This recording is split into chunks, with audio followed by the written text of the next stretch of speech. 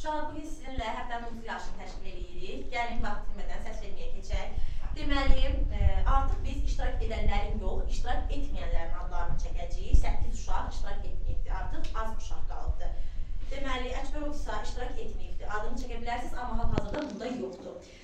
Olanda adını çəkərsiniz. İsmailov Uğur iştirak etməyibdir, buradadır, adını çəkə bilərsiniz. Fuliyeva Yağmur iştirak etməyibdir, buradadır, adını çəkə bilərsiniz. Mustafayev İsa iştirak etməyibdir, buradadır və hal-hazırda onun adını çəkə bilərsiniz. Rəsulov Adəm, o da iştirak etməyibdir, buradadır, adını çəkə bilərsiniz. Rüstəmov Rəsul iştirak etməyibdir və o da buradadır, onun da adını çəkə bilərsiniz. Tağzadə Zəfər iştirak etməyibdir, amma hal-hazırda burada yoxdur. Yusifov Kamil iştirak etməyibdir, onun da adını çəkə bilərsiniz. Aha, başlayaq səs verməmizə. Buradan başlayaq. Fatoş, kim seçsən? Cəmil. Ayşə, kim seçsən? Hansı? Rəsulov. Miraç, kim seçsən? Rəsul. Rəsul, kim seçsən? İsa. Uğur, kim seçsən? Yaxşı. Natiq, kim seçsən? Yaxşı. Oğuzhan, kim seçsən? Kamil. Sumuş, kim seçsən? Yaxşı. Onur, kim seçsən? Kamil. Kamil, kim seçsən? Yaxşı. İsa, kim seçsən? Aydın.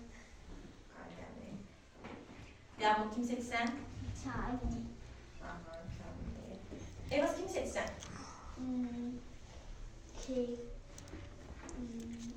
Yaxşı. Hüseyin, kim seçsən? Çayın. Adem, kim seçsən? Sanı. Deməli, çox maraqlı bir rəqabət getdi. Çox maraqlı idi. Amma 7 səs çoxluğu ilə Rəsul bu həftənin ulduzudur.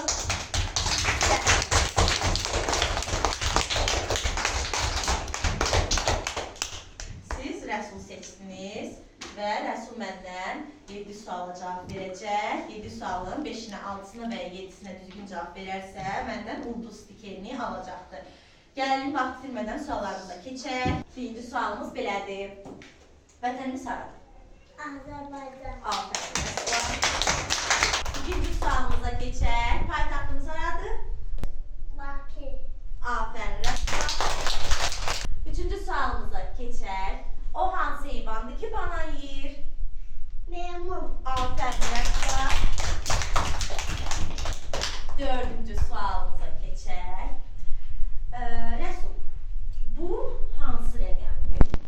Bu.